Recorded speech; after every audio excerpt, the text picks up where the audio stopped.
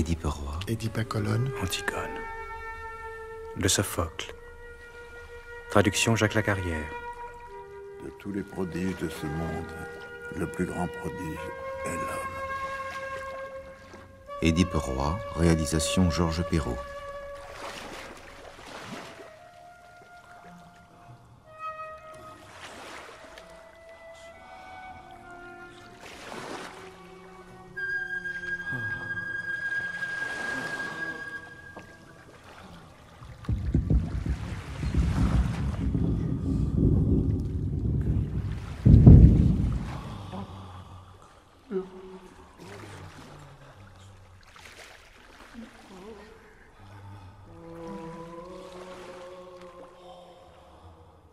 Enfant du vieux Cadmos, que faites-vous agenouillé ainsi?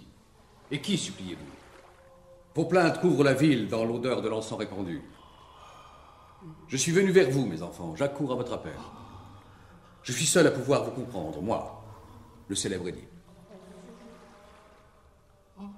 C'est à toi de parler en leur nom. Mais que craignez-vous? Que souhaitez-vous? Je suis prêt à vous porter secours. Qui pourrait rester insensible à vos plaintes?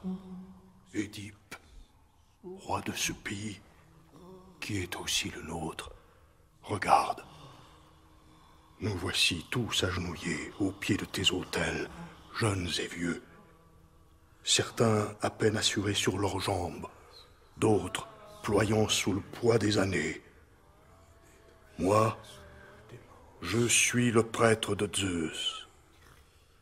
Eux ont été choisis parmi les jeunes gens de la ville. Le reste des habitants, le front ceint de rameaux pris à genoux sur les places publiques, devant les 2 temples de Pallas et près des cendres prophétiques d'Isménos. Édipe, la ville qui est tienne s'engloutit sous la houle sanglante qui recouvre déjà sa tête. Thèbes se noie. Thèbes se meurt, ses graines pourrissent dans son sol, ses troupeaux et ses femmes avortent. La peste horrible nous malmène de ses flèches de feu. La vie quitte la cité de Cadmos. Nos morts emplissent les enfers de leurs lamentations et de leurs cris. Édipe, nous savons que tu n'es pas un dieu, mais nous savons aussi qu'en chaque circonstance, en chaque vicissitude de la vie, à chaque fléau envoyé par la divinité, tu fus le seul à pouvoir nous aider. Tu as sauvé Thèbes. Tu l'as délivré du tribut exigé par l'horrible chanteuse. Nous n'avons rien pu pour toi. Tu l'as vaincu par tes propres moyens, car tu avais l'appui d'un dieu. Chacun de nous en est certain.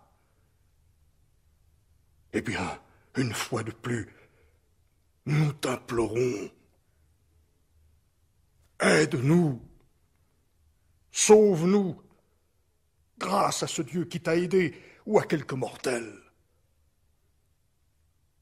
Ceux qui ont connu maintes épreuves sont toujours de bons conseils pour les autres.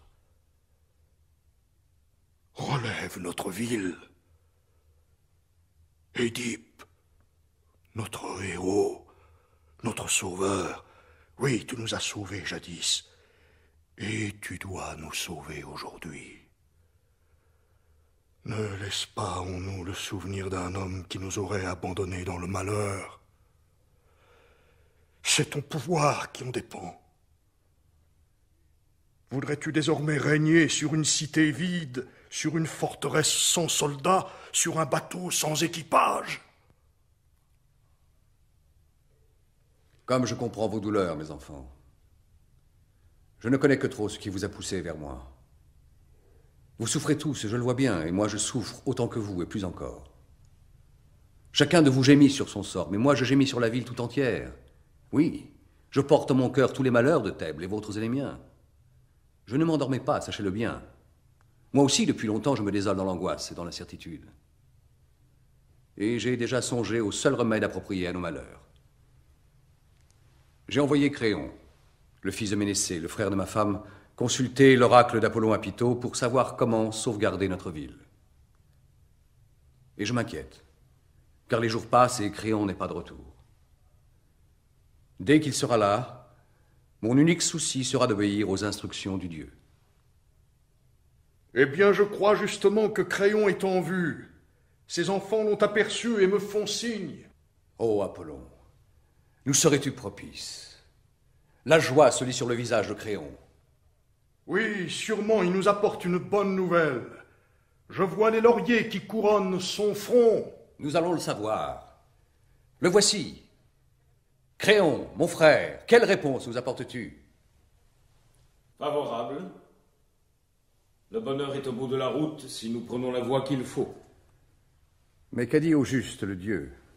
Ta réponse me rassure et m'inquiète à la fois. Veux-tu m'entendre devant eux?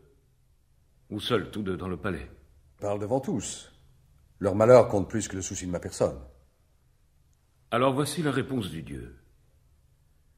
Le seigneur Apollon, en termes nets et clairs, nous ordonne de chasser la souillure qui ronge ce pays avant qu'elle ne devienne incurable. Mais comment? Quelle est cette souillure? Un meurtre a été commis. Il faut retrouver le coupable et le chasser, ou rendre le sang pour le sang. Et ce coupable, quel est-il? Je t'ai parlé du roi Laios qui gouvernait Thèbes avant toi. Oui, mais je ne l'ai jamais connu. Laios a été tué. Le dieu nous prescrit de le venger en punissant ses assassins. Mais où sont-ils? Comment retrouver les traces d'un crime si ancien? Les meurtriers sont ici, parmi nous. Le dieu l'a dit expressément. Cherchez bien et vous trouverez. Mais où Laios est-il mort? Chez lui, à la campagne, en pays étranger? Il est mort sur la route de Delphes en allant consulter l'oracle. Il est parti et jamais on ne l'a revu. Mais n'y eut-il pas de témoins, de compagnons de route qui puissent nous renseigner? Non. Tous sont morts. Sauf un qui s'est enfui et n'a dit qu'une chose. Laquelle? Un seul détail peut nous mettre sur la bonne voie. Que Laios avait été tué par une bande de brigands, et non par un seul homme. On avait dû les payer pour cela. Il s'agit d'un complot. C'est probable. Mais après la mort de Laios, nous eûmes de nouveaux malheurs, et on oublia cette histoire. Et quels furent ces malheurs qui empêchèrent votre vengeance? Le sphinx au champ de mort. Ce monstre horrible mobilisa tous nos soucis, et nous oubliâmes les autres. Eh bien, je résoudrai cette nouvelle énigme. Phoebos a eu raison, et toi aussi, Créon, de nous faire souvenir de ce mort. Je vous aiderai dans votre tâche. Je saurai venger Thèbes et apaiser le dieu. Ce faisant, c'est pour moi-même que j'agis. L'assassin peut chercher à me tuer comme il a tué Laios.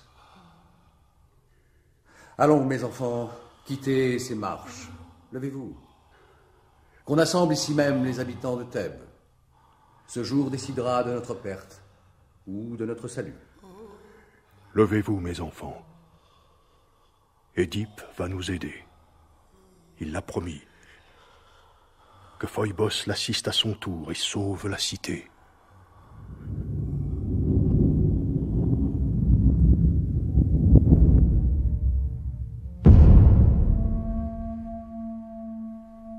Voix de Zeus, voix divine et douce, voix venue jusqu'à nous du riche sanctuaire de Python, mon cœur tremble d'angoisse devant toi. Que nous réserves-tu, Dieu de Délos, Dieu secourable pour les jours à venir? Quel destin nous rappelles-tu, enclos dans les jours du passé, ô parole éternelle, fille de l'espérance? J'invoque les enfants de Zeus, Athéna l'immortelle et sa sœur Artémis, reine de ce pays, la déesse au trône de gloire, sur l'agora de Thèbes et le divin archer Phoebos, Préservez-nous, ô Dieu, venez à notre appel. Vous qui avez sauvé la ville du fléau qui la menaçait, sauvez-la aujourd'hui encore. Des maux sans nombre la submergent. La maladie ronge mon peuple. Un mal contre lequel je ne connais aucun remède. Les fruits se fanent. Sur les arbres, les femmes n'enfantent plus. De nouveau-nés et les Thébains partent à tire-d'aile vers le rivage où vit le Seigneur du couchant. Et Thèbes n'est plus qu'un charnier où les vivants s'abattent sur le sol pour y mourir. Où les épouses et les mères, agenouillées près des autels, pleurent et hurlent de détresse. Tous nos chants sont des cris de mort. Fille de Zeus, sauve-nous, accorde-nous ton aide si désirée. Arès, le brutal, n'a plus son bouclier. Il s'est revêtu de clameur. S'avance vers la ville. Et la saille. Et la brûle. Qu'il s'en aille. Qu'il se retire dans le vaste sein d'Amphitrite, ou vers la mer inhospitalière de Thrace. Le jour achève de détruire ce que la nuit a épargné. Ô Zeus, Seigneur de l'éclair et du feu, sois cruel pour ce Dieu cruel. Lâche sur lui ta fureur et ta foudre. Et toi, Phoebos, Dieu de Lycie, tire sur lui tes traits, bande ton arc d'or, vise-le pour défendre ta ville. Et toi, Artémis, tourne vers lui la flamme de tes torches dont les feux illuminent les monts nocturnes de Lycie. Et toi qui as donné ton nom à ce pays, Dieu de l'Évoé, Dieu au visage en feu, Bacchos. Brandis tes torches, toi aussi, et avec tes compagnes errantes brûlez vif le cœur du dieu Oni des dieux.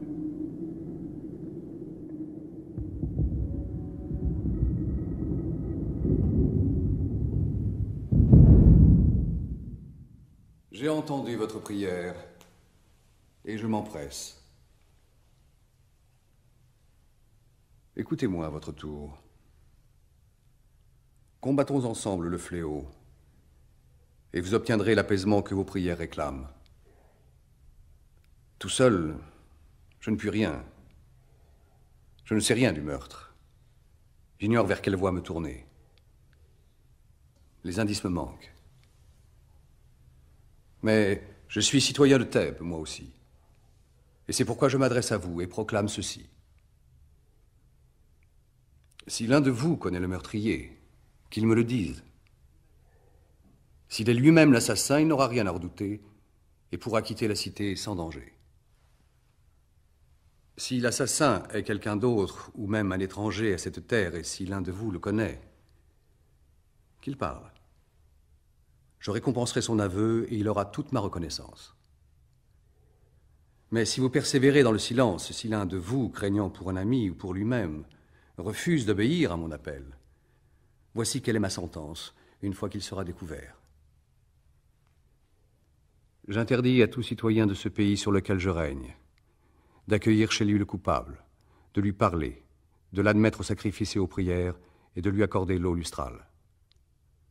Qu'il soit chassé de nos foyers, de nos maisons, comme une souillure, cause de notre souillure. C'est ainsi que je veux lutter aux côtés des dieux et du mort. Que cet assassin soit maudit avec ses complices, s'il en a, et que sa vie souillée s'achève dans la souillure. Et si cet homme d'aventure se trouvait vivre à mon foyer, que cette malédiction retombe sur ma propre tête. Veillez bien à ces ordres, Thébains, pour moi-même et pour vous, pour le Dieu et pour cette terre qui se meurt, oubliée du ciel. Oui, même si l'oracle n'avait jamais parlé, il n'eût pas été convenable pour nous de laisser cette souillure dans le pays. Laios, le meilleur des rois, était mort. Vous auriez dû rechercher son meurtrier. Aujourd'hui, je règne à sa place. J'ai pris son trône, j'ai pris sa femme, et nos enfants seraient communs si le malheur n'avait frappé sa race. C'est pourquoi je prendrai sa défense comme s'il était mon propre père. Je ne reculerai devant rien pour découvrir l'auteur du meurtre, l'assassin du fils de Labdakos, le descendant de Polydore, du vieux Cadmos, de l'antique Agénor. Et si l'un d'entre vous contrevient à mes ordres, que ses champs restent à jamais stériles, que sa femme n'enfante plus jamais, et qu'il périsse du même mal qui nous fait tous mourir, ou d'un mal pire encore. Mais pour ceux d'entre vous qui répondront à cet appel, que la justice les protège, et que le ciel comble leurs souhaits. Lié par ton imprécation, je parlerai. Je n'ai pas tué Laios, et j'ignore qui l'a tué. C'est à Phoibos de nous dire le nom du criminel. Tu as raison. Mais on ne force pas la voix des dieux. Me permets-tu un deuxième conseil? Même un troisième si tu veux. Je t'écoute. Consulte Tirésias, le devin. Il lit dans l'avenir aussi clairement que Phoibos. J'y ai pensé. J'ai suivi le conseil de Créon. J'ai envoyé 2 messagers vers Tirésias. Il devrait être là. Quant au reste, ce ne sont que propos en l'air. Quels propos? Parle. Je veux tout entendre et savoir. On a parlé de voyageurs qui auraient tué Laios. Oui, je l'ai entendu dire. Mais y eut-il un témoin de ce meurtre? S'il est parmi nous, ta malédiction l'obligera à parler. S'il n'a pas craint de tuer, pourquoi craindrait-il ma parole? Lui saura bien le découvrir. Voici Tirésias, l'auguste devin qui sait le vrai. Toi qui connais l'ombre et la lumière, les mystères de l'homme et les secrets des dieux, Tirésias, tu sais bien que tu sois aveugle, le fléau qui nous frappe. Toi seul peux nous défendre contre lui et sauver la cité. Nous avons consulté Phoibos, tu as dû l'apprendre, et le dieu nous a répondu. La seule issue qui s'offre à vous dans ce malheur est de retrouver l'assassin de Laios, de le punir ou de le chasser du pays. Aide-nous. Consulte le vol des oiseaux ou tout autre moyen, mais aide-nous. Sauve-nous. Sauve-toi. Sauve-moi. Sauve cette cité qui se meurt. Notre vie est entre tes mains. N'est-il rien de plus noble au monde que de servir et sauver les hommes?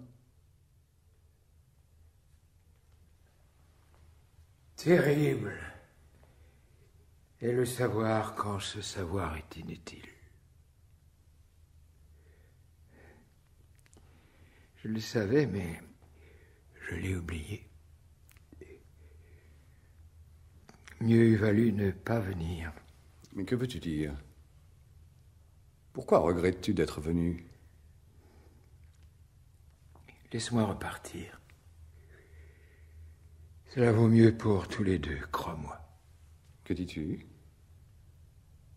Si tu aimes la cité qui t'a nourri, tu dois lui dire la vérité. Tu parles à tort et à travers, Édipe. Puissais-je ne pas en faire autant? Non, Tirésias. Si tu sais quelque chose, ne nous fuis pas. Révèle-nous la vérité. Tous, nous t'en supplions.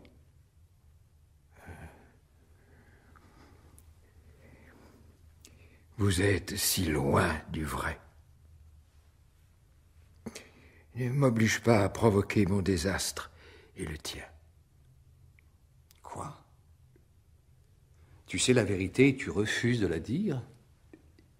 Ne vois-tu pas que c'est trahir ta cité? Je vais éviter ton malheur et le mien.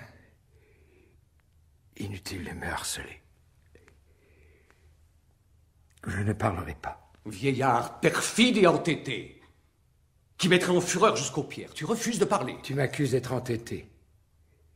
Mais tu l'es plus encore que moi. Mais comment ne pas s'irriter du mépris que tu as pour ta ville? Ce qui doit s'accomplir, s'accomplira tout seul. Que je parle ou que je me taise. Si tout doit s'accomplir, pourquoi ne pas le dire? Non.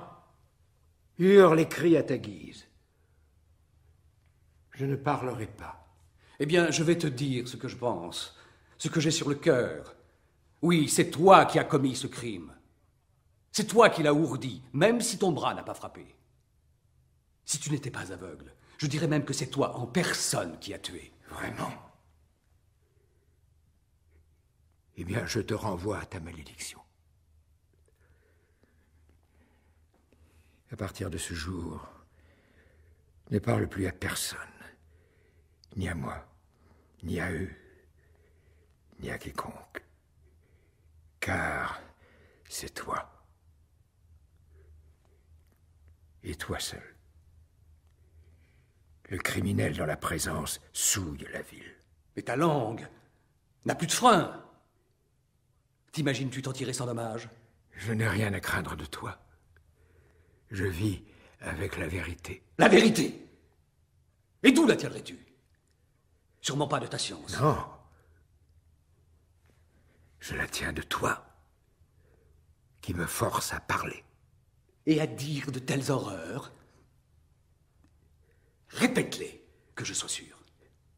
Une fois ne te suffit non pas. Tu tiens à m'éprouver? Je veux être certain. Répète ce que tu as dit. Je dis que tu es l'assassin de Laios. Tu ne répéteras pas 3 fois de telles horreurs. Tu préfères sans doute que je me taise. Maintenant? Continue si tu veux. Tu parles pour ne rien dire. Eh bien, je continue. Tu entretiens, sans le savoir, avec un être qui t'est cher, des relations infâmes. Tu ne soupçonnes rien de l'horreur où tu vis. Crois-tu poursuivre longtemps sur ce ton? Rien n'arrête la vérité. Mais quelle vérité? Celle d'un aveugle dont l'âme et les oreilles sont aussi bouchées que les yeux? Pauvre Édipe, comme ces mots te conviennent à merveille. Toi, tu vis dans la nuit. Nous tous qui voyons la lumière, tu ne peux nous atteindre. Ce n'est pas à moi de t'atteindre. Apollon saura le faire bien mieux que moi. Est-ce toi ou Créon qui avez inventé cette fable? Créon n'est pour rien dans ton mal. Toi seul en es l'auteur. Ô richesse, ô pouvoir, ô savoir. Vous qui faites toute vie enviable, quel terrible désir engendrez-vous chez l'homme pour que Créon, le fidèle et loyal Créon, vienne sournoisement me frapper dans le dos et me ravir mon trône. Ce trône que la ville m'a remis sans que jamais je le réclame. Oui. C'est Créon qui a payé ce charlatan, ce faux prophète, cet intrigant ignare et mercantile, dont les yeux sont ouverts à l'argent et fermés à la vérité. Quand as-tu jamais émis de vrais oracles, Tirésias? Pourquoi, lorsque la chienne horrible chantait ses chants de mort, n'as-tu pas dit le mot qui eût sauvé la ville? C'était là le devoir d'un devin, non du premier venu. Et pourtant, ce jour-là, tes oiseaux et tes augures se sont tus. Il a fallu que moi, un étranger, un simple voyageur, ignorant tout de l'art de la divination, je lui ferme la bouche par ma seule clairvoyance. Et c'est moi que tu veux expulser de Thèbes pour mettre Créon à ma place? Mais cela va te coûter cher, ainsi qu'à ton complice. Ton âge te sauve, Tirésias, sans quoi j'aurais depuis longtemps mis un terme à ta démence. Tes paroles et les siennes, Édipe, vous sont dictées par la colère. Cette colère ne sert à rien. Il vous faut résoudre cet oracle. C'est ça l'important. Édipe, tu as beau être roi de Thèbes, j'ai le droit de te répondre point par point. Je n'obéis qu'à Apollon, et je n'ai que faire de Créon. Tu me reproches d'être aveugle. Mais toi dont les yeux voient, tu ne vois rien de ta misère, ni du désastre de ta vie. Tu ne vois pas sous quel toit tu habites, ni dans quel lit tu couches. Tu ignores de qui tu es né. Tu ignores que les tiens te maudissent sur terre et aux enfers. Oui, la malédiction de ton père, de ta mère, va te bannir de ce pays. Aujourd'hui, tu vois la lumière. Demain, tu verras la nuit. Et tes cris résonneront partout. Ils rempliront le cithéron quand tu sauras en quel lit fatal tu as jeté l'encre de ton destin. Et tu verras des malheurs indicibles fondre sur toi et tes enfants.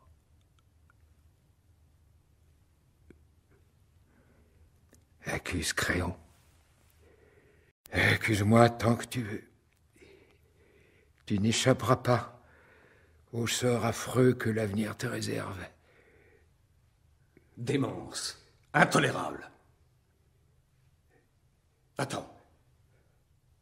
Va-t'en, vite. Je te chasse. C'est toi qui m'as fait venir. J'ignorais que tu étais fou. Tu me crois fou? Mais tes parents me trouvaient sage. Quels parents? Un instant. Quels parents veux-tu dire? Ce même jour te fera naître et te fera mourir. Toujours des énigmes. Des sentences obscures. Tu excellais pourtant à les résoudre. Mais je vais dire ce que j'avais à dire. Ton visage ne m'impressionne pas. Tu ne peux rien contre moi. Sache-le donc une fois pour toutes. L'assassin que tu cherches, l'homme que tu as maudit, le meurtrier du roi Laios, cet homme vit à Thèbes. On le croit étranger, il est thébain. Mais le jour où il saura la vérité sera celui de son malheur. Il voyait, il ne verra plus. Il était riche, il sera pauvre. Il partira sur les routes, il mendiera sur un sol étranger. Il se révélera le père et le frère de ses propres enfants, le mari et le fils de sa femme, le meurtrier de son propre père. Rentre chez toi et réfléchis à ces paroles.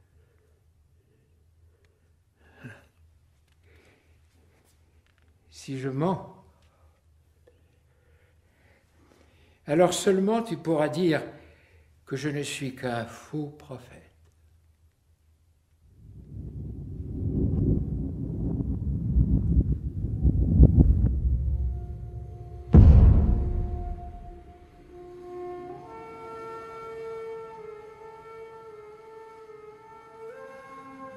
Quel est cet homme désigné par la bouche noire de l'oracle, l'inconnu dont les mains de sang ont commis l'horreur des horreurs?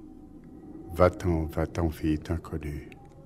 Que tes jambes dépassent l'ouragan, dépassent les plus rapides des chevaux. Le fils de Zeus te guette, de ses traits de feu, de sa foudre. Les barques te suivent à la piste, qui ne manquent jamais leur but.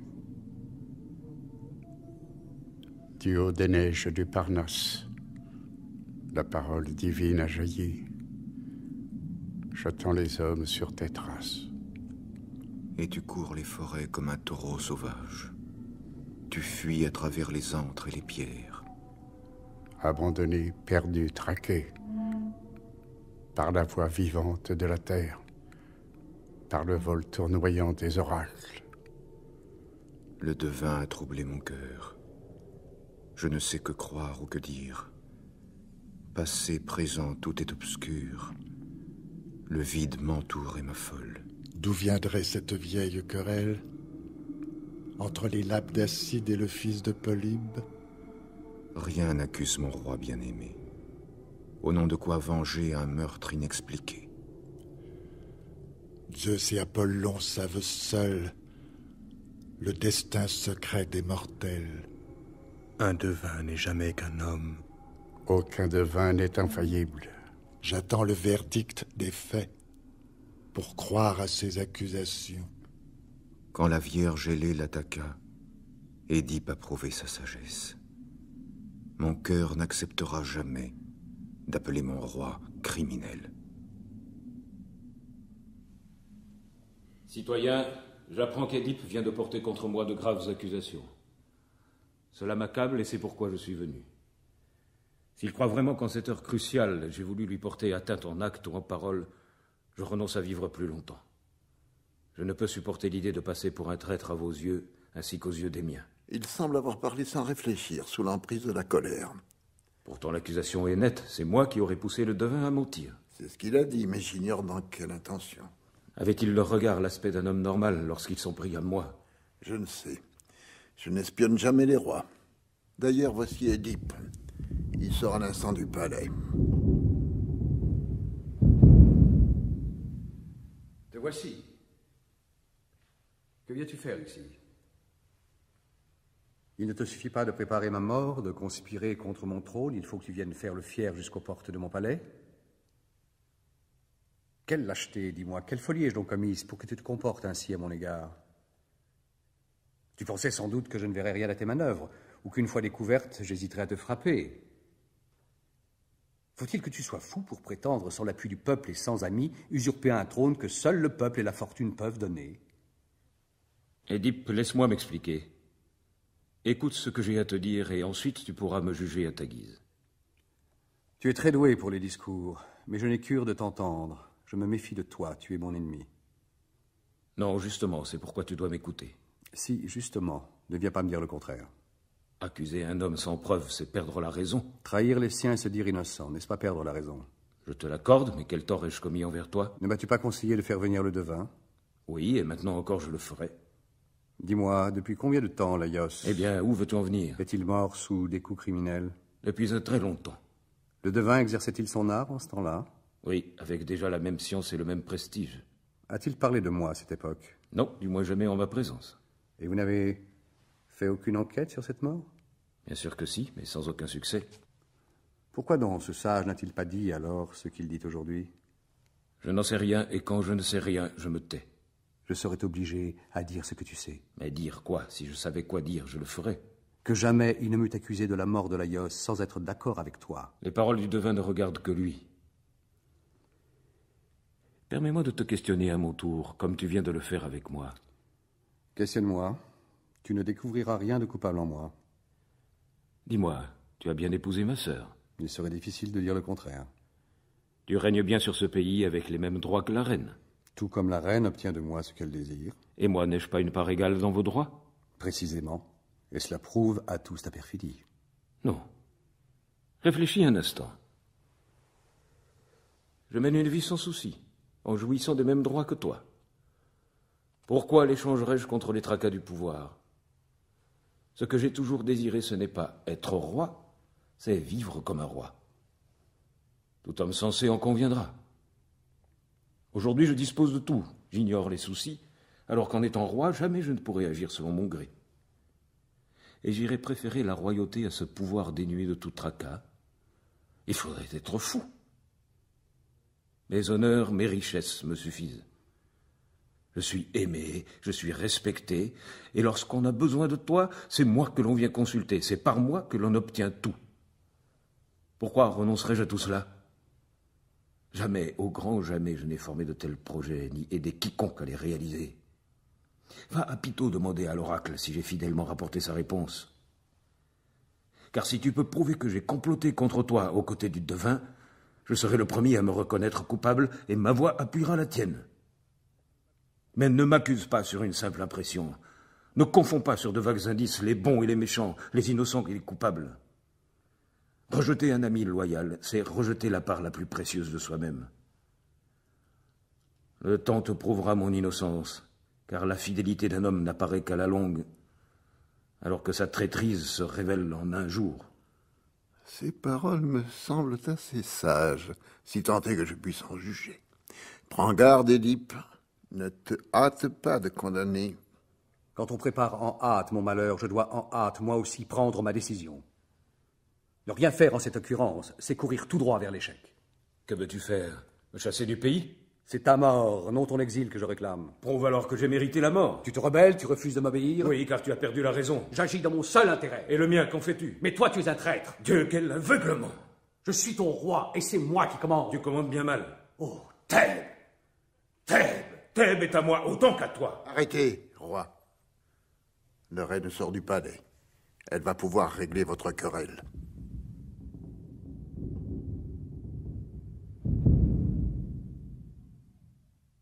Insensé! Qu'avez-vous à vous insulter de la sorte? N'avez-vous pas honte de vous adonner aux querelles en ces heures d'épreuve? Allons, Édipe, rentre dans ton palais. Et toi, Créon, rentre chez toi. N'ajoutez pas encore à nos malheurs. Ma sœur, Édipe, ton mari, prétend me chasser de Thèbes ou me mettre à mort à son gré. Et cela sans le moindre droit. Mais si, je l'ai pris sur le fait. Il préparait un infâme complot. Que je meure et que je sois maudit à l'instant même si j'ai agi comme tu le dis. Édipe, au nom des dieux, respecte son serment et crois ce qu'il te dit. Respecte-moi aussi et tous ceux qui sont là. Roi, calme-toi. Garde ton sang-froid, écoute sa prière. Mais qu'attends-tu de moi? Créons un appel aux dieux, respecte son serment. Comprends-tu ce que tu demandes? Je le comprends très bien. Alors explique-toi. N'accuse pas sur un simple soupçon un homme qui s'est engagé par serment. En somme, tu veux ma mort ou mon exil? Non. Que le plus haut des dieux, le soleil, me fasse mourir loin des miens si je souhaite ta mort. Mais mon cœur ne peut supporter de voir cette terre dépérir. N'ajoute pas des mots nouveaux à ceux qui nous frappent déjà. Eh bien, qu'ils partent. Même si je dois en mourir ou être chassé de Thèbes et déshonoré à jamais. C'est à toi que je cède, non à Créon. Où qu'il aille, ma haine le suivra. Tu cèdes à contre-cœur, je le vois bien. Quand ta colère sera tombée, Édipe, tu auras honte de toi-même. Il en sera toujours ainsi avec les gens de ton espèce. Vas-tu partir et me laisser en paix? Je m'en vais. Tu t'es trompé sur moi. Mais eux, ils savent qui je suis. Femme, pourquoi ne mènes-tu pas Édipe vers le palais? Je veux savoir ce qui est arrivé. Il n'est rien arrivé. De simples soupçons, des mots trop vifs et des reproches injustes. Voilà où ont mené tes bonnes intentions. À freiner ma colère et à blesser mon cœur. Roi, je te l'ai déjà dit, je ne suis pas devenu fou au point de vouloir te trahir. Tu as sauvé notre cité quand la tempête la menaçait. Aujourd'hui encore, pilote-la vers le salut. Édipe, dis-moi la vérité, pourquoi cette colère? Je vais te le dire car je te respecte, Jocaste. Créon préparait un complot contre moi. Explique-toi. Qu'a-t-il dit, qu'a-t-il fait? Il prétend que je suis l'assassin de Laios. Le sait-il de lui-même? L'a-t-il appris d'un autre? Il m'a envoyé un charlatan, ce faux prophète. Il s'est bien gardé de le dire en personne. Alors oublie ce crime dont on t'accuse. Écoute-moi, et tu verras qu'aucun mortel n'est en droit de prédire l'avenir. Je vais te le prouver sur l'heure. Laios eut connaissance d'un oracle autrefois, rendu non par le dieu, mais par l'un de ses devins. Cet oracle lui prédisait qu'il mourrait de la main d'un fils qui naîtrait de nous deux. Or Laios est mort, tué par des brigands, au croisement de 3 chemins. Du moins, est-ce ce qu'on a dit. Et ce fils, une fois qu'il naquit, Laios le fit porter sur une montagne inaccessible, 3 jours après sa naissance, après l'avoir attaché par les pieds. Ainsi l'oracle ne s'accomplit pas. Le fils n'a pas tué son père. Laios ne mourut pas sous les coups de son fils. Pourtant l'oracle était clair et précis. Édipe, oublie les voies du ciel. Le destin que les dieux nous réservent se révélera de lui-même. femme. Ce que tu viens de dire m'épouvante et mon âme se glace. Qu'as-tu? Pourquoi te troubles-tu ainsi? Tu as bien dit que Laios fut tué au croisement de 3 chemins? Oui, c'est ce qu'on a dit, c'est ce qu'on dit toujours. Et où se trouve ce croisement? En Phocide, là où se rejoignent les routes de Daulis et de Delphes. Il y a très longtemps de cela? Très longtemps, c'était un peu avant ton arrivée dans le pays. Zeus, que veux-tu faire de moi? Mais qu'ai-je dit qui te bouleverse ainsi? Attends. Ne me demande rien encore. Dis-moi, ce roi Laios, quel air avait-il et quel âge? Il était grand, ses cheveux commençaient à blanchir, tu lui ressembles un peu. Malheureux. Je me suis maudit moi-même sans le savoir. Que dis-tu, ton visage fait peur à voir? Je tremble à l'idée que le devin n'ait vu trop clair. Un mot encore. Tu m'effraies, mais questionne, et je te répondrai. Laios voyageait-il avec une petite troupe ou une suite nombreuse comme un roi? Ils étaient 50 tout, dont un héros. Laios était en char. Oh, maintenant tout est clair. Mais qui vous a dit tout cela? Un serviteur, le seul survivant du massacre. Vit-il toujours? Habite-t-il dans le palais? Non. En revenant ici et en te voyant sur le trône, il m'a supplié de l'envoyer au champ pour garder les troupeaux le plus loin possible de Thèbes. J'ai accepté, c'était pourtant un serviteur loyal qui méritait un sort meilleur. Peux-tu le convoquer ici en toute hâte? Sûrement, mais que t'apprendra-t-il de plus? Je crains d'en savoir trop déjà. C'est pourquoi je tiens à le voir. Il viendra, mais avant tout, dis-moi ce qui t'angoisse. Angoisse, c'est le mot juste. Et tu dois m'écouter. Qui mieux que toi peut me comprendre? Mon père était Polybe de Corinthe. Ma mère, Mérope, était laurienne. Je grandis à Corinthe, au premier rang des citoyens. Lorsque survint un incident que j'ai pris très à cœur, plus peut-être qu'il ne l'eût fallu. Au cours d'un banquet, un des convives, dans son ivresse, me traita d'enfant trouvé. Le mot me fit bondir et j'eus du mal à garder mon sang-froid. Après une nuit d'inquiétude, je n'y tins plus. J'allai voir mon père et ma mère et je leur répétai l'insulte. Ce propos les rendit furieux et cela me rassura un peu. Mais mon angoisse ne disparut pas. Le mot, l'accusation cheminèrent secrètement en moi, si bien qu'à l'insu de mon père et de ma mère, je me rendis à Delphes. Le dieu m'y conduit sans même me répondre, mais m'annonça en revanche un destin effroyable. Je coucherai avec ma mère. J'engendrerai une lignée maudite. Et je serai l'assassin de mon père. Alors, après ces mots horribles, je décidai de fuir vers des lieux où jamais ne pourraient s'accomplir les horreurs prédites par l'oracle. Et me voici marchant vers ces 3 routes, où, m'as-tu dit, Laios périt assassiné. Écoute bien, Jocaste, car je veux te décrire les faits sans rien omettre. J'approchais donc du croisement lorsque je vois venir vers moi un héros et un homme installés dans un char tiré par des pouliches. Un homme ressemblant à celui que tu m'as décrit. Le héros et le vieillard, pour passer les premiers, m'écartent avec violence du chemin. Fou de colère, je frappe le guide du convoi, celui qui m'avait bousculé en premier. Mais au moment où je croise le char, le vieillard en profite pour m'asséner de toutes ses forces un coup de nerf de bœuf. Cela lui coûta cher. Car avec mon bâton, je le fais basculer de son char, l'envoie rejoindre à terre ses compagnons. Et je les tue tous, un à un.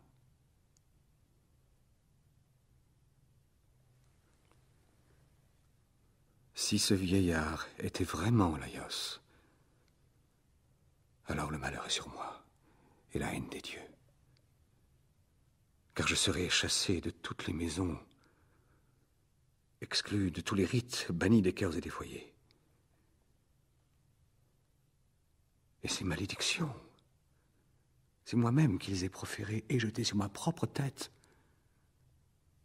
Et je souille le lit de celui que mes mains ont tué.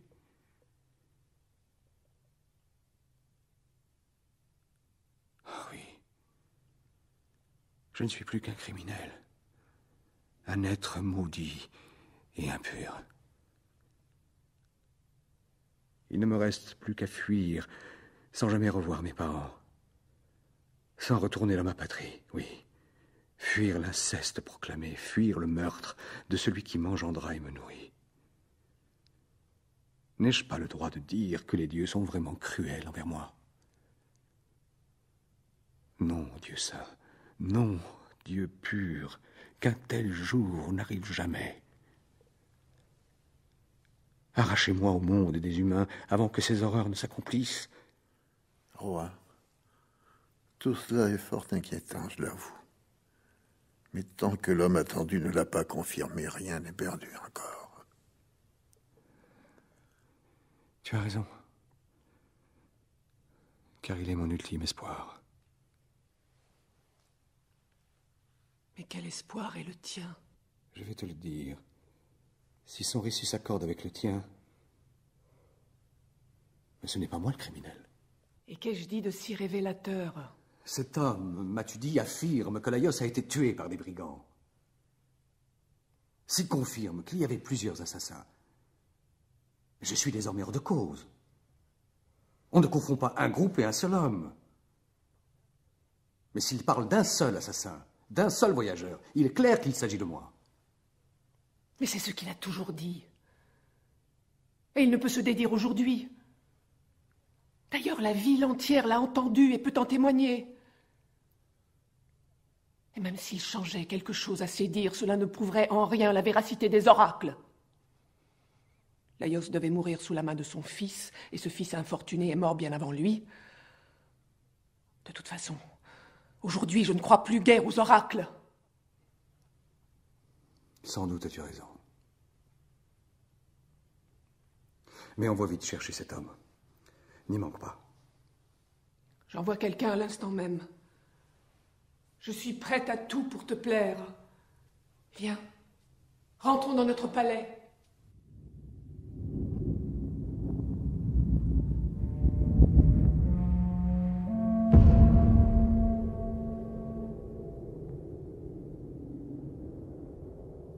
Puisses-tu à jamais demeurer dans mon cœur aux saintes puretés? Guidez mes actes et mes paroles. Toi qui vis dans les splendeurs du ciel, fruit des entrailles de l'espace, fille de ton unique père, l'Olympe. Toi qui ne dois rien aux mortels et qui veilles éternellement. Réceptacle du Dieu puissant qui ne vieillit jamais. L'orgueil enfante le tyran. Celui qui sans frein ni mesure se gonfle de pensées factices et gravit la pente d'orgueil, choix bien vide au cœur de l'abîme, un abîme où ses pas s'épuisent. Ô Dieu, ne brise pas l'effort de ceux qui veulent sauver Thèbes. Ô Dieu, notre seul rempart. Mais celui qui, perdu d'orgueil, dans ses actes et dans ses paroles, bafoue la justice et les dieux, consomme crimes et sacrilèges, et viole ce qu'on ne doit violer. Qu'il soit frappé, châtié, brisé. Sinon, comment garder la paix de l'âme? Et comment te chanter justice? Pourquoi me rendre désormais jusqu'au centre inviolé du monde, jusqu'au sanctuaire d'Olympie, si les oracles nous abusent? Zeus, souverain de l'univers. Zeus, Dieu de vérité. N'accepte pas que de tels doutes mettent en cause ton pouvoir. On conteste les vieux oracles. On se détourne d'Apollon. Et le respect des dieux s'en va. Notable de ce pays, l'idée m'est venue de me rendre au temple des dieux pour leur offrir ses guirlandes et ses parfums. Édipe se livre sans mesure à son angoisse. Il refuse le secours du passé pour atténuer le dur présent et il écoute qui lui parle pourvu qu'on attise ses peurs. Puisqu'il refuse tous mes apaisements, je m'en vais trouver Apollon avec ses offrandes et je le supplierai de calmer nos terreurs. Édipe, notre pilote, notre bon timonier, ne contrôle plus la barre de son vaisseau. Étranger, dites-moi où se trouve le palais d'Édipe. Ou plutôt, si vous le savez, dites-moi où il est lui-même. Édipe demeure ici. Il est chez lui en ce moment. Cette femme est la mère de ses enfants. Sois heureuse à jamais, et tes enfants aussi, épouse accomplie d'Édipe. Sois heureux toi aussi, étranger, pour tes paroles bienveillantes. Quelles nouvelles nous apportes-tu? De bonnes nouvelles pour toi et ton époux. Lesquelles et qui t'envoie? Les gens de Corinthe. La nouvelle que je t'apporte va te réjouir et t'attrister tout à la fois. Et comment serait-ce possible? Les gens de Corinthe veulent désigner Édipe comme roi de l'Isthme. Le vieux Polybe n'est-il plus au pouvoir? Polybe est mort et déjà au tombeau. Que dis-tu, Polybe serait mort? Que je meure si je te mens. Femme, cours vite chercher ton maître. Où êtes-vous, oracle des dieux?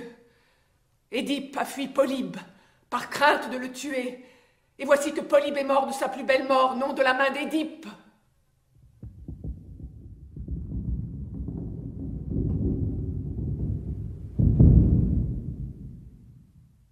Ô femme qui m'est chère, pourquoi me fais-tu chercher? Écoute cet homme, et vois ce qu'il faut penser des oracles infaillibles des dieux. Qui est cet homme? Et qu'a-t-il à me dire? Il arrive de Corinthe, t'annoncer que ton père, Polybe, vient de mourir. Est-ce possible? Répète-le toi-même, étranger. Eh bien, je te le dis tout net, le roi Polybe est mort. Mais comment? Par accident? Par maladie? Il était vieux, il a suffi de peu de choses. Le pauvre serait donc mort de maladie? Et du poids des longues années. Ô voix prophétique de Python, cri des oiseaux striant le ciel, qui peut croire en vous désormais? Je devais tuer mon père, et voici que mon père est mort. Qu'il repose au sein de la terre, loin de moi et de mon épée. À moins qu'il ne soit mort du chagrin de m'avoir perdu. En ce sens seul, on pourrait dire que je l'ai tué. Oui, oracle stupide. Mon père vous a enseveli avec lui dans la tombe. Ne te l'avais-je pas dit depuis longtemps? Je le sais, mais ma terreur était plus forte. Oublie-les pour toujours à présent. Il reste ma mère. Je crains encore la prédiction. Mais à quoi bon ces craintes? Le destin est imprévisible et tu ne peux rien contre lui. Le mieux pour un humain est de vivre les yeux fermés. N'aie plus peur de cet inceste que l'on t'a révélé. Tous les hommes ont désiré leur mère, dans leurs rêves. L'oublier, c'est la meilleure façon de vivre en paix. Ce que tu dis est juste. Mais ma mère est toujours à Corinthe. Et tant qu'elle sera de ce monde, je craindrai les oracles. Mais tout n'est-il pas clair maintenant que ton père est mort? Tout est clair, je l'avoue. Mais ma mère est en vie et l'oracle m'effraie. Quelle est cette femme que vous redoutez tant? Mérope, ma mère, l'épouse de Polybe. Et pour quelle raison la crains-tu? À cause d'un oracle des dieux. Un oracle effrayant. M'est-il permis de le connaître? Bien sûr. L'Oxias m'a prédit jadis que je m'unirais à ma mère et que mes mains répandraient le sang de mon père. Et c'est pourquoi, depuis ce temps, j'ai fui loin de Corinthe pour mon salut, sans plus jamais revoir le doux visage de mes parents. C'est pour cela que tu as fui Corinthe? Oui, pour ne pas assassiner mon père. Que ne t'ai-je délivré plutôt de cette peur, puisque je suis ici pour te rendre service? Un service que je saurai récompenser. C'est bien pourquoi j'ai fait tout ce chemin. Ne m'oublie pas quand tu seras de retour à Corinthe. À Corinthe. Jamais je ne retournerai chez mes parents. Il est clair que tu ignores la vérité. Quelle vérité?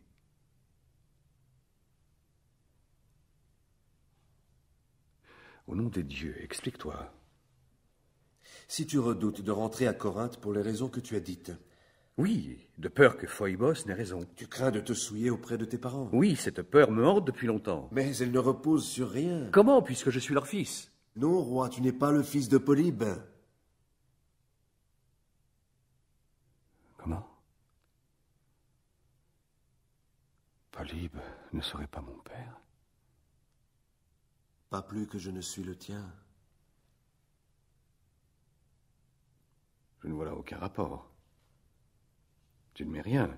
Je veux dire qu'il n'est pas plus ton père que moi-même. Et pourquoi alors m'appelait-il son fils?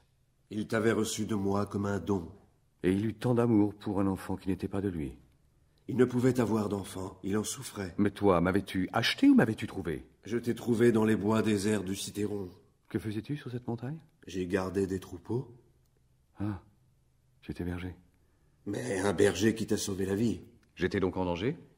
Tes chevilles peuvent en témoigner. Mais pourquoi me rappeler ma vieille infirmité? Tu avais les pieds transpercés, je les ai déliés. Quelle honte autour de ma naissance. C'est pour cela qu'on t'a nommé Édipe le pied enflé. Et qui m'avait traité ainsi? Mon père? Ma mère? Je ne sais, mais celui qui t'a remis entre mes mains doit le savoir. Ce n'est pas toi qui m'as trouvé? Non, c'est un autre berger. Mais qui était ce berger? T'en souviens-tu?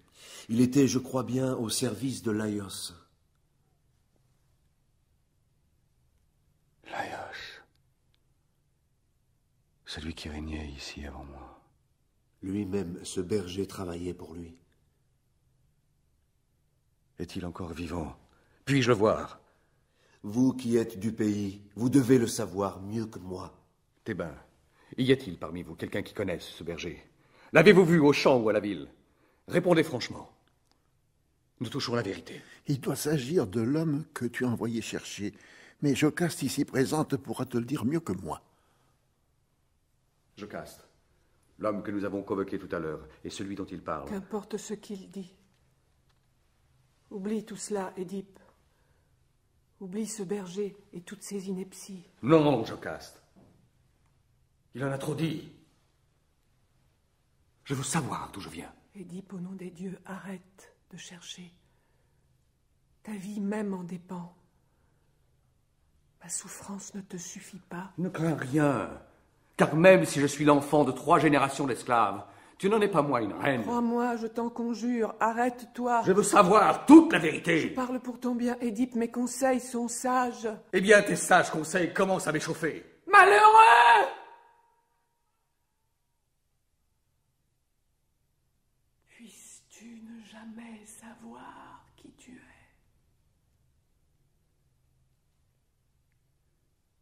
Alors, et ce berger va-t-il venir, enfin? Quant à toi et ta haute naissance. Mon pauvre enfant. Mon pauvre enfant. Je ne trouve plus d'autres mots pour toi. Plus d'autres mots.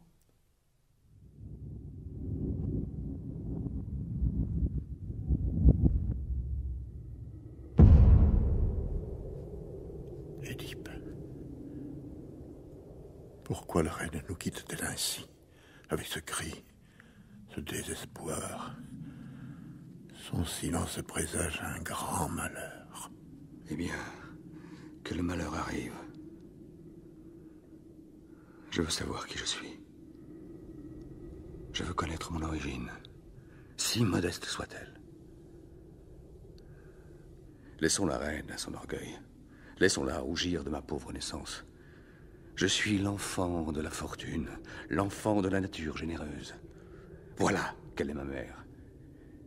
Et c'est elle qui m'a élevé si haut. Je suis ainsi, je ne changerai pas. Je veux savoir quelle est ma race.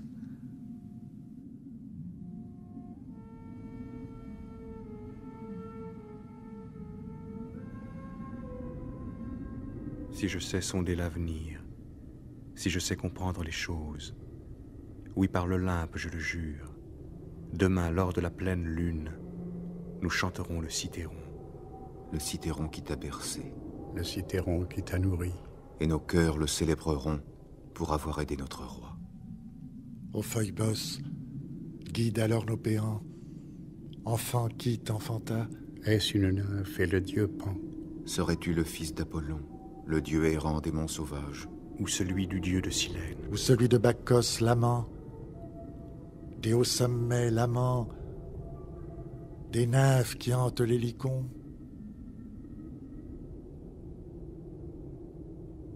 Voici l'homme que nous attendions, je présume. Si l'on juge d'après son âge. D'ailleurs, je vois mes gens qui le conduisent. Mais toi qui le connais, qui l'as déjà vu, tu dois le savoir mieux que moi. Oui, c'est bien lui. C'est bien le fidèle berger que Laïos employait autrefois. Toi, le Corinthien, réponds d'abord. Est-ce l'homme dont tu me parlais? Oui, c'est lui, je le reconnais. Alors viens par ici, vieillard. Regarde-moi bien dans les yeux et réponds. Appartenais-tu à Laïos autrefois? Oui, j'étais son esclave. Pas esclave acheté, mais né dans le palais. Et quelle fonction remplissais-tu? Le plus clair de mon temps, je gardais ses troupeaux. Dans quelle région? Sur le Cithéron et sur les pentes avoisinantes. Te souviens-tu d'y avoir rencontré cet homme? Qui faisait-il? Et de qui parles-tu? De l'homme que tu as sous les yeux. L'as-tu déjà vu? Il m'est difficile de te répondre sur le champ. Il n'y a là rien d'étonnant. Mais je vais lui remettre les choses en mémoire s'il ne s'en souvient plus. Voyons. Rappelle-toi le temps où nous avons gardé nos bêtes ensemble, en haut du Cithéron. Toi 2 troupeaux et moi un seul. Pendant 3 années de suite, du printemps au lever du bouvier. L'hiver venu, je rentrais mes bêtes dans ma bergerie, et toi, tu les ramenais chez Laïos. Te souviens-tu à présent? Tu dis peut-être vrai, mais tout cela est si lointain. Et maintenant, tu ne te rappelles pas m'avoir remis un enfant pour que je le nourrisse comme s'il était le mien? Que dis-tu là? Où veux-tu en venir? Eh bien, cet enfant, le voici. Veux-tu bien te taire, insensé? Oh là, vieillard, du calme. C'est plutôt toi qu'il faudrait corriger. Que me reproches-tu, mon bon maître? De ne pas avoir répondu à propos de l'enfant. Cet homme divague. Je vois qu'il va falloir utiliser la force et la contrainte. Je t'en supplie, au nom des dieux, ne maltraite pas un vieillard. Allons, liez-lui les mains dans le dos. Mais pourquoi? Que veux-tu d'en savoir? Lui as-tu remis cet enfant, oui ou non? Oui, je le lui ai remis. J'aurais dû mourir ce jour-là. C'est ce qui t'attend si tu mens. Et plus sûrement encore si je parle. Tu t'obstines à te les rober? Non, non, je te l'ai dit. C'est moi qui l'ai remis. Qui te l'avait donné? Était-il à toi, à un autre? Il n'était pas à moi, quelqu'un me l'avait confié. Qui était ce quelqu'un? Un habitant de Thèbes? Au nom des dieux, n'en demande pas plus. Tu es mort si je répète ma question. Il était du palais de Laïos. Esclave ou parent du roi? Je n'ai plus la force de répondre. Ni moi celle d'entendre. Pourtant, je l'entendrai. On le disait, son fils, mais ta femme dans le palais te dirait ça mieux que moi. C'est elle qui te l'a remis? Oui, roi. À quelle fin? Pour que je le supprime. Elle? Sa mère. Pauvre femme. Elle craignait un oracle des dieux. Un oracle qui disait quoi? Qui disait qu'il tuerait ses parents. Et pourquoi l'as-tu donné à ce vieillard? J'ai eu pitié de cet enfant. Je pensais qu'il l'emmènerait loin, dans son propre pays. Cet homme t'a sauvé, mais pour bien des misères. Si tu es vraiment celui qu'il dit, alors tu es promis au pire malheur. Ainsi, tout est donc vrai. Oh, lumière,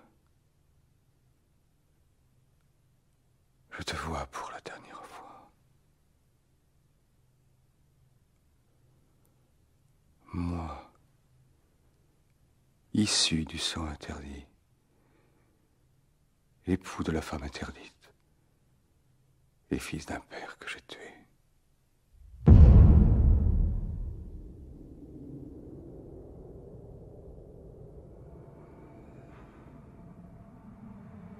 Génération des hommes, vous n'êtes que néant. Et tout bonheur n'est qu'apparence, apparence vite effacée.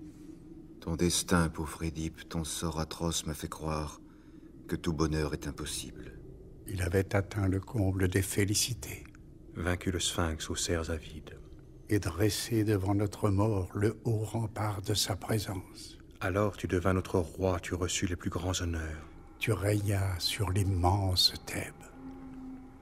Qui peut se dire plus malheureux que toi? Qui a supporté pire peine, pire désastre et pire chute? Au port interdit tu entras, toi, fils après ton père. Et tu as labouré le sillon, déjà labouré par ton père. Le temps voit tout. Il t'a vu et trouvé. Et il révèle à tous la noce qui jamais ne fut noce. L'engendreur qui fut l'engendré. Mieux eût valu pour moi ne pas t'avoir connu. Je hurle et je gémis. Jadis tu m'as redonné vie. Aujourd'hui tu me donnes la mort.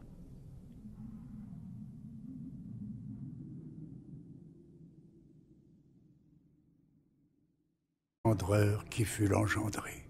Mieux eût valu pour moi ne pas t'avoir connu. Je hurle et je gémis. Jadis tu m'as redonné vie. Aujourd'hui tu me donnes la mort.